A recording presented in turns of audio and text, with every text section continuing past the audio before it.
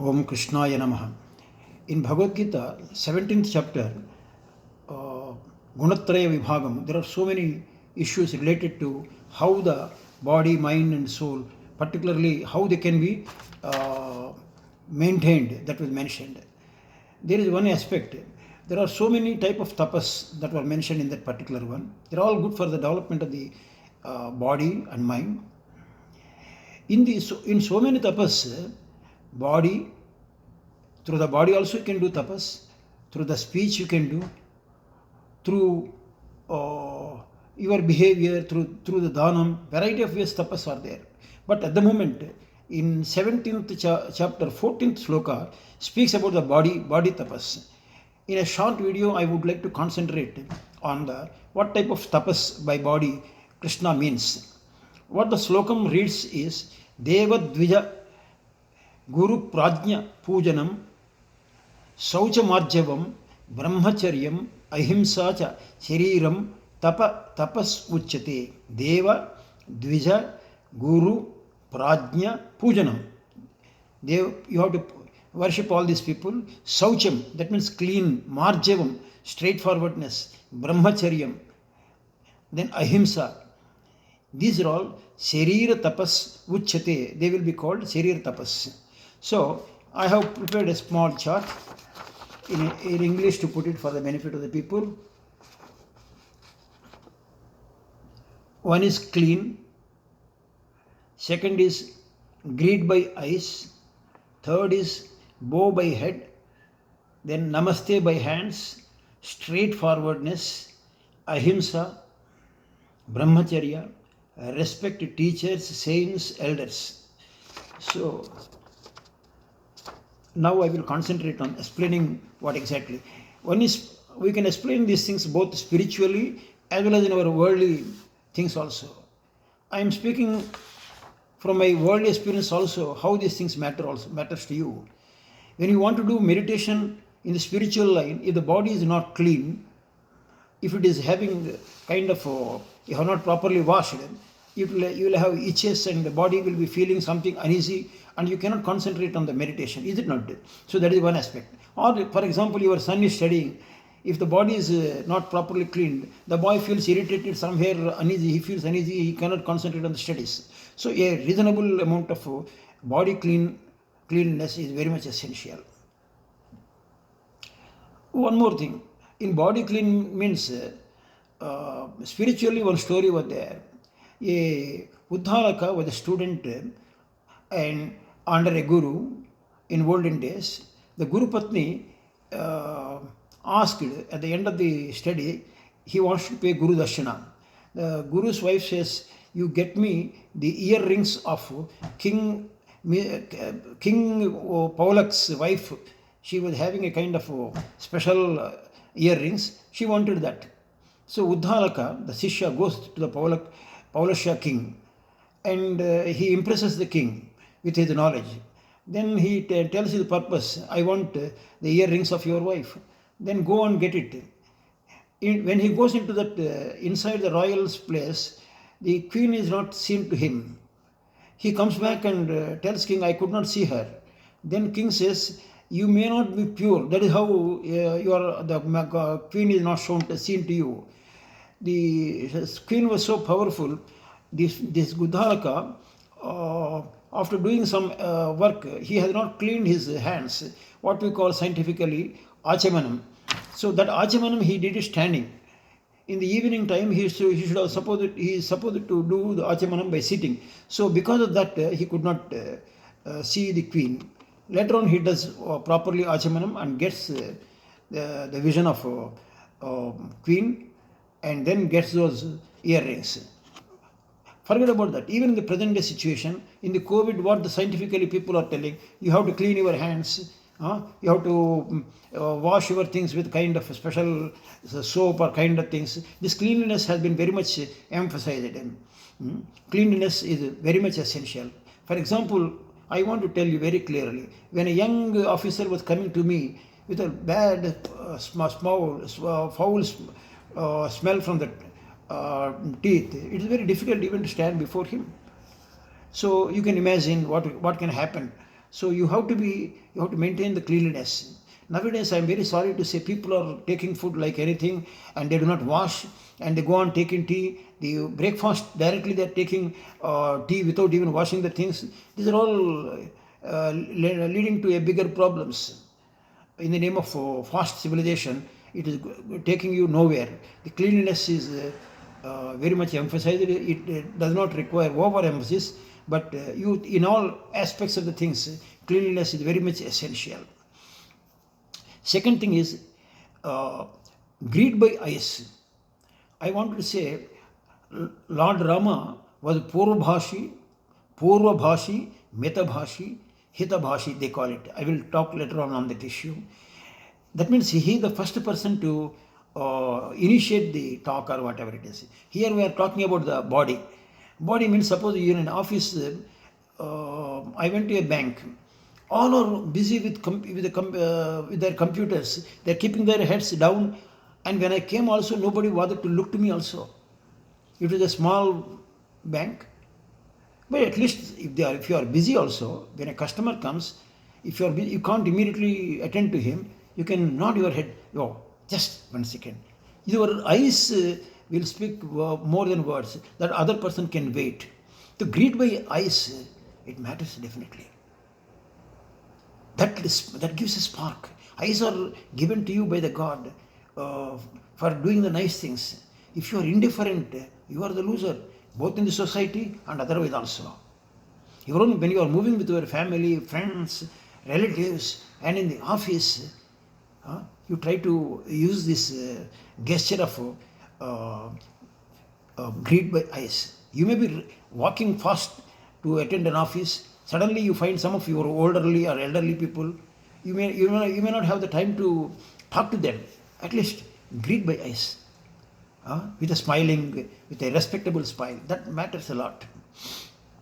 Then they will keep it in mind, and they will definitely respond to you. Otherwise, they will develop their own perception. This fellow is having ego. All problems will come, and when you wanted their help, probably it may not be fully forthcoming also. All these things have a community effect. Kindly appreciate these things. Then bow by head. Bow by head means we mean before the God. You have to do bow by head. According to some traditions, before the king, or very eldest priests and kind of very people, nothing wrong in bow by head also. Then namaste by hands. This is also actually namaste by hands, bow by head kind of things. Body language. There are books were written in English literature on body language. Books were there. Let me talk to you. This is a matter of respect in spirituality to talk. Namaste by hands. Scientifically to say, when two hands are mixed like that, a good vibration will come. That is one aspect. Bow by head definitely shows your humbleness. That everybody wants a person who is humble.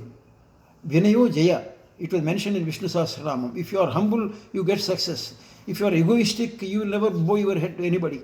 Then you can understand people say he is very arrogant. It indicates intentionally or unintentionally, if you are not either greeting by hands or greeting by eyes or bowing by head, you are showing egoistic tendencies which may not be liked by your superiors or friends. He is having so much ego here. It is very difficult to manage him. So that may cut off your promotions or cut off you from your various positions and opportunities. So even the spiritual level also, Gurus doesn't like egoistic person. God doesn't like any. It was mentioned in the Narada Bhakti Sutra. God likes humble people, humbleness. My Guru says, Paramahamsa Yogananda, the God's mercy shower will not stand on the pride of mountains. It will catch us in the humble valleys of humbleness. So that is the issue. So you have to appreciate that aspect of greeting by eyes, greeting by head, and namaste by hands. Now straightforwardness means you should learn how to be very frankly. You have to say that I cannot do in the beginning only, rather than hypocritical. I will do, but you will not do later on, or you don't like to do it. and you are reluctantly doing, and that will not come out properly. If you are not doing with interest, with sincerely, you are not ready to do, that will be reflected in the body, in the work also. If you are not interested in a particular assignment, in the beginning only say, sorry, I may not be in a position to do this. Be frank. But say it in a proper language and with a explanatory way. There was a book actually, uh, American book, you may call it, for management. Don't say yes when you wanted to say no. I will repeat, don't say yes when you wanted to say no.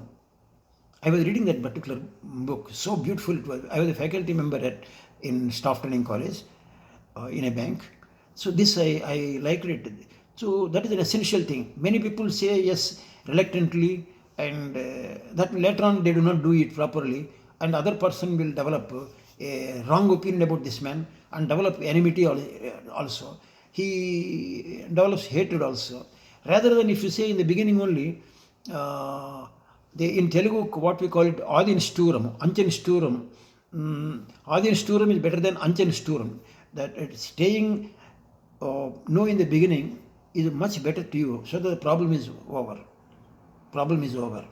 Suppose I will give one practical example. Somebody says, go to a drinking party, and your moral theory says you will not attend to moral, you will not. Suppose you go there reluctantly, for formality, and all are taking, you do not take, and you look in a different way. You are odd man out, and you are looking to them in an insulting look as though they are doing you are not joining them. That is a bigger blunder. Rather than the initial stages only, sorry sir, I have got some work, it doesn't suit me, whatever. Say, move out with some kind of language, with some kind of pretext, or tell frankly that I am not interested. That could be better. Then ahimsa. Ahimsa means, why ahimsa is talked about in the body. With the body, the God has given you energies in the body. This you can use it to insult somebody. You can push a person in a bus or train if he's coming on the way, or you may use your strength for bad things. You can use your energies in a better way, in helping a blind man cross the road, or in helping in a temple, cleaning the temple premises also to an extent. So ahimsa means not doing any harm to anybody through your body. Suppose I move very fast in a crowded place, that is ahimsa. In a meditation place, if I talk a little loudly, that is also ahimsa. Or if I walk unintentionally blindly on the road, where so many earthworms and other things are passing, and I am crushing them and going, that is also ahimsa. So when you are going on the cycle also, if you hit so many people indifferently by your indifferent use of driving, that is also ahimsa. So use of the body for ahimsa purposes should be avoided. Use it for our proper purposes. God has given this body to do the good things. That is only the idea of doing ahimsa. Brahmacharyam. Brahmacharyam, Vivekananda has written a special things. If you happen to see in the Google, you see Vivekananda Brahmacharya, what he means, how he was telling the extraordinary concentration he got it. He can read anything in one time, and he can remember everything. That grahana shakti, that remembering capacity to remember, is happening only due to the maintaining his serum or his brahmacharyam. So that is essential. One has to know.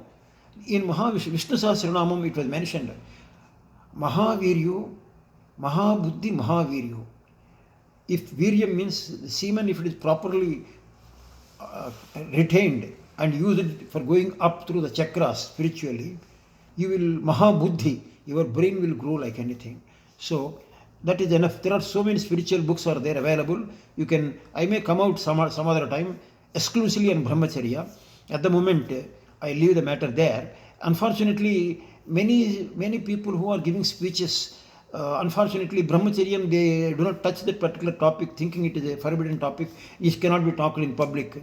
They are doing a disservice by not explaining to the public about the importance of brahmacharya. Then respect for the teachers, saints, and elders. I want to, if you respect your teachers, if you respect the elders, elders are very much will be pleased, and they will come out with some more ideas and some more valuable suggestions that they have accumulated to them, to you, in a pouring way, explaining, oh, this, if you do it, you are wonderful. If you do this, son, you also do this kind of thing, you will be benefited. So that you will come out only if you use their services. They feel like giving services to you only if you are respecting them. You don't care for them. What these people know, the world has changed so much now. The present generation is going in a scientific era, rackets and other things. These people, old people, do not know anything. With that sarcastic look, you ignore them. You are mistaken. They have got 60, 70 years of life. They have seen the ups and downs, and they know many practical things. And they know your own temperaments. If you are their son or relative, they know your weaknesses also. They know the pitfalls that you are likely to have. They will guide you, then caution you. But only thing is, you should be in a position to lend your ears. And they will also feel like talking to you if they feel that you are really honest and really listening to them. So if you respect them, they will definitely help you. That help will go a long way, definitely. And sometimes I have seen it, just because the gentleman did not get up from the seat, the bosses did not like him and he lost the promotions. There were such cases. Or he was talking. Respect means he may be doing very good work, but he is making jokes on the bosses in their options. But slowly the information will go. The respect should be there through the body. You should sit indifferently, you don't care when a boss is going. That is not the thing. When elderly people are going, you should stand up for a minute, or as a matter of things. Or at least if you are sitting in the position, you cannot stand up also. Namaste, at least bow the head when the boss is going. Nothing wrong. These things matter a lot. At the moment I stop issues connected to the body, because big videos making so many issues are there. All things cannot be said in one go. So I will concentrate on talk in a separate video. Om Tat Sat.